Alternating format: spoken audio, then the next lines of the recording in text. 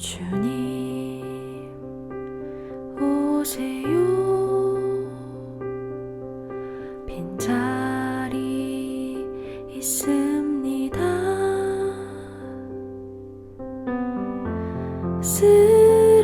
쓰러진 사람의 손 잡아줄 수 있는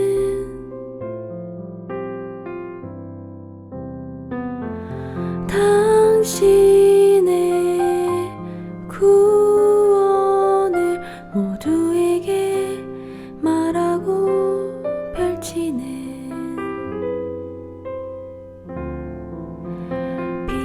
빈자리 있습니다.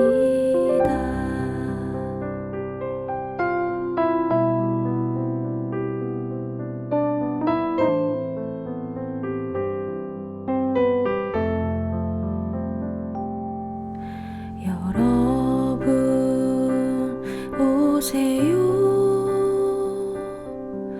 빈자리 있습니다.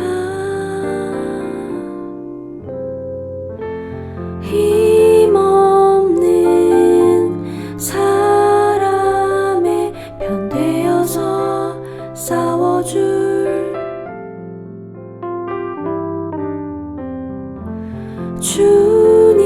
주님의 구원을 살아가는 용기가 넘치는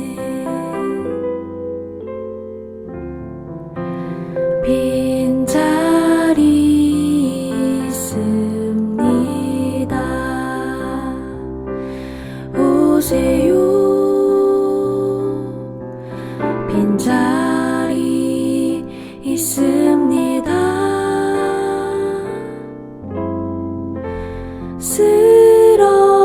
쓰러진 사람의 손 잡아줄 수 있는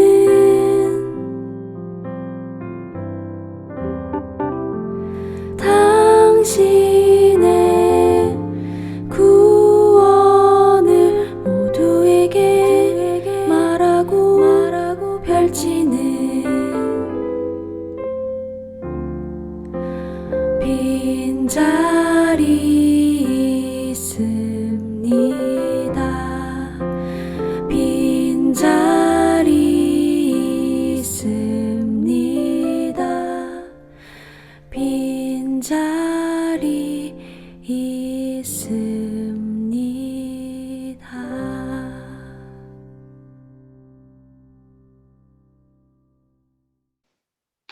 함께 묵상하신 찬양은 새민족교회 황파 목사님께서 작곡하신 빈자리 있습니다라는 노래입니다.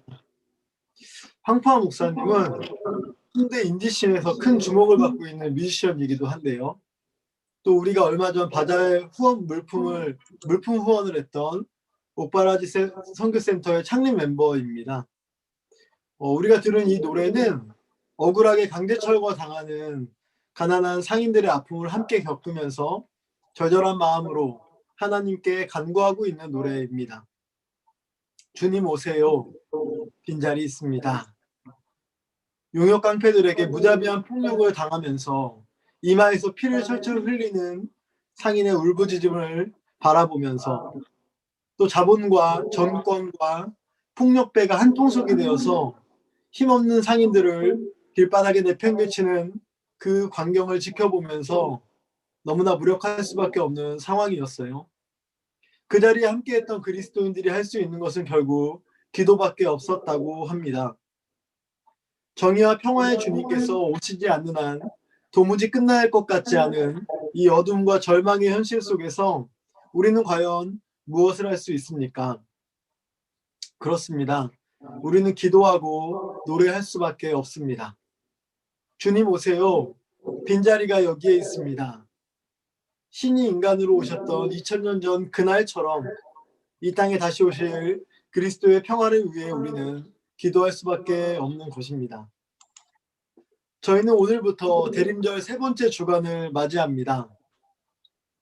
주변을 둘러보면 온갖 억울하고 또 어두운 소식들로만 가득하지요. 오늘은 또 코로나 확진자가 1000명이 넘었다고 하는데 도무지 하나님의 정의와 평화의 소식은 눈을 씻고 찾을래야 찾을 수가 없는 오늘날입니다. 코로나로 인한 무서운 소문과 아우성들 그리고 멈춰버린 일상 속에서 옴짝달싹할 수 없는 이 대림절을 여러분께서는 어떻게 지내고 계십니까? 여러분께서는 그리스도의 평화가 고단한 우리의 삶 가운데 이루어지도록 또 피눈물을 흘리는 이웃들의 삶 가운데 잘 전달될 수 있도록 간절히 기도하고 계십니까? 도무지 반전될 것 같지 않은 이 기나긴 코로나 전국 가운데에도 여전히 희망의 빛이 있음을 믿으며 주님의 오심을 기다리고 계십니까? 바라기에 저는 우리 좋은 만남 교회 공동체 여러분에게 있어서 이번 한 주간이 코로나 3차 대유행 주간이 아니라 대림절 3주간, 대림절 세 번째 주간이라는 사실을 좀 더 명확히 기억하는 한 주가 되기를 소망합니다.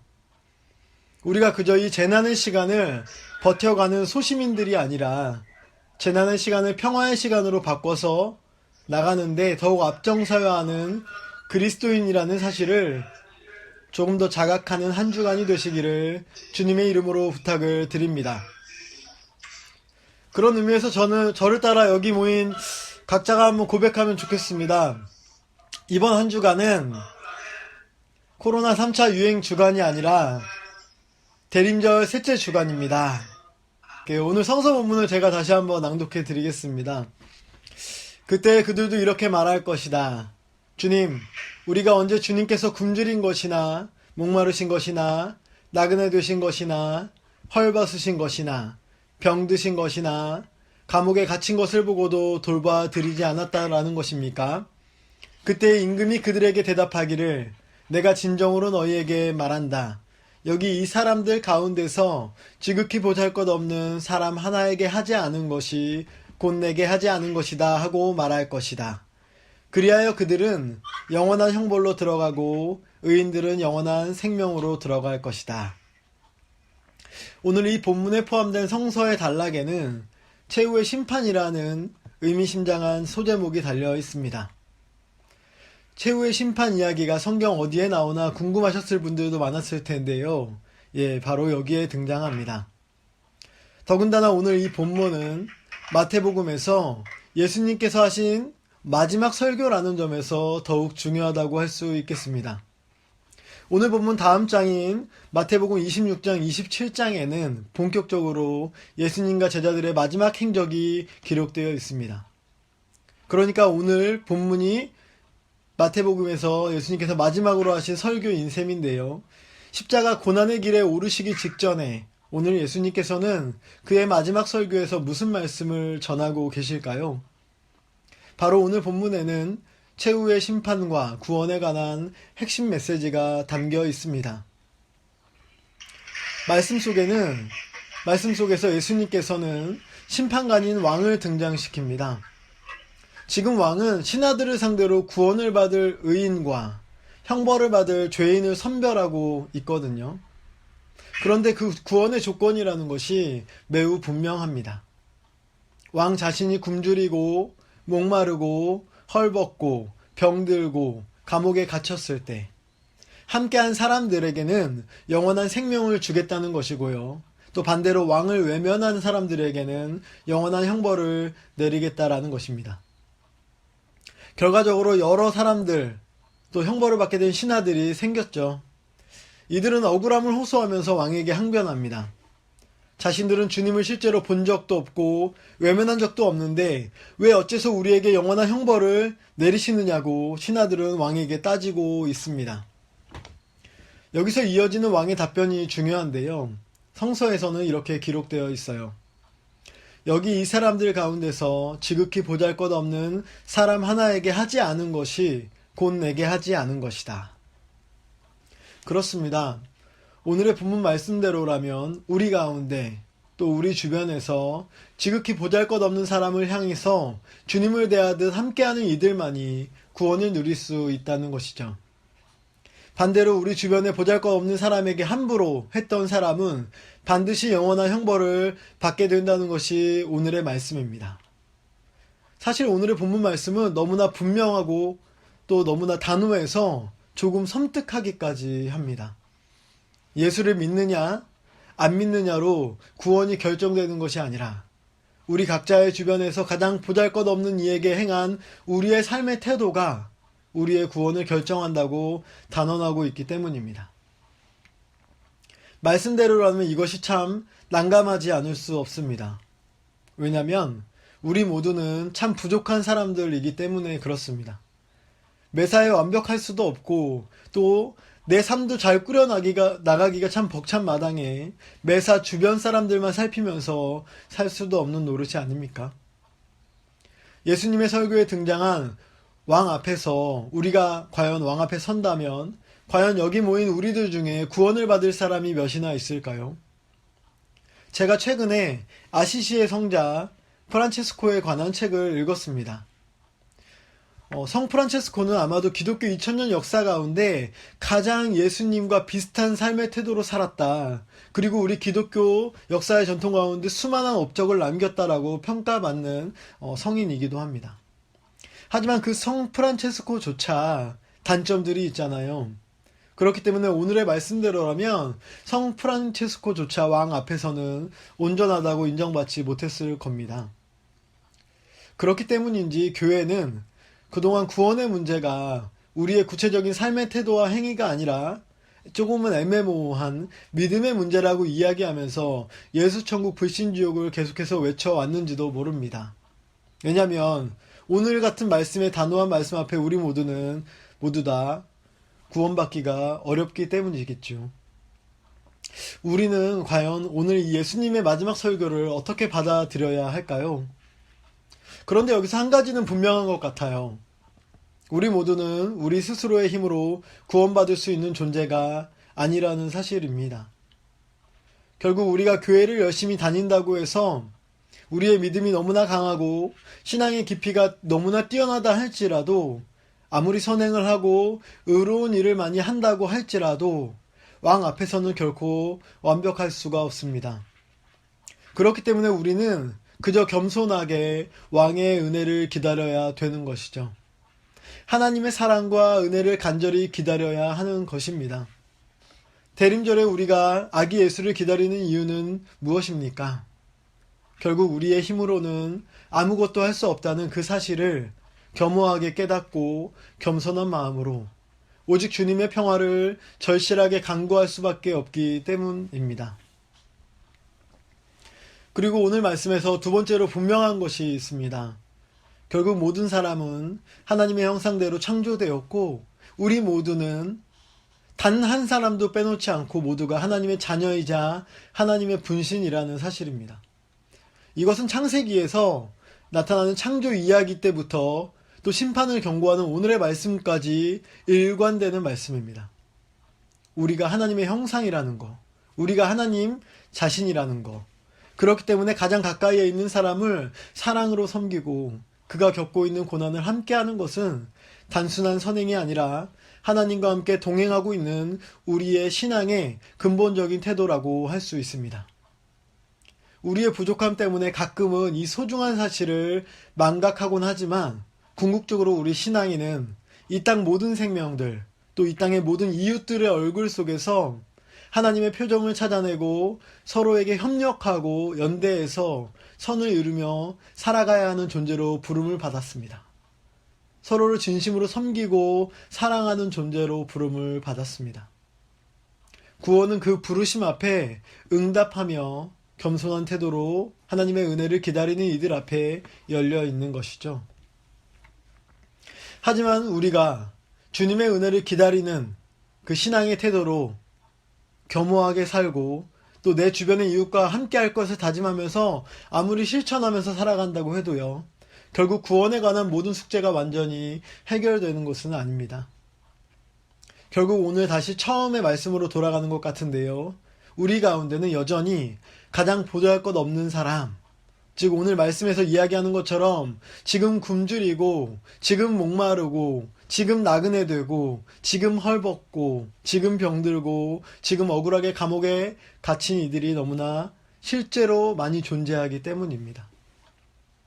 어쩌면 오늘 함께 예배드리는 지금 이 자리에서 남몰래 눈물을 훔치면서 외로움과 삶의 문제 때문에 힘겨워하며 영혼의 어두운 밤을 보내고 있는 교우가 계실지도 모르겠습니다. 우리가 최선을 다해서 서로를 보듬고 아무리 고난의 현장을 찾아간다고 해도 누군가의 옆자리는 아직은 빈자리로 남아있죠. 사실 이 세상에는 그 빈자리들로 넘쳐납니다. 오늘 우리가 처음에 함께 들었던 노래 빈자리 있습니다.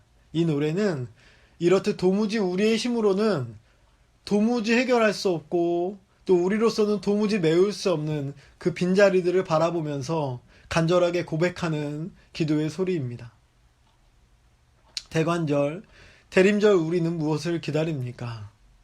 바로 외롭고 고단하고 절망스러운 상황 속에서 생겨나는 그 빈자리들이 채워지기를 소망하고 있는 것입니다. 내 삶의 빈자리 가운데, 내 마음과 영혼의 공허한 가운데 빈자리가 있습니까? 또 내 이웃의 삶의 가운데 억울하고 또 굉장히 착취당하며 힘겨운 빈자리들이 있습니까? 그 빈자리가 채워지도록 우리는 간절히 기도해야 하는 것입니다. 저는 지난 주간 십자가를 만드시는 한 권사님의 작업실에 방문했었습니다. 나무로 정성스레 만들어진 정말 수백 개의 십자가가 갤러리에 작품처럼 전시가 되어 있었는데요. 그 중에 제 시선을 잡아 끌었던 것은 구석 한쪽에 놓여있던 투박한 말구유였어요.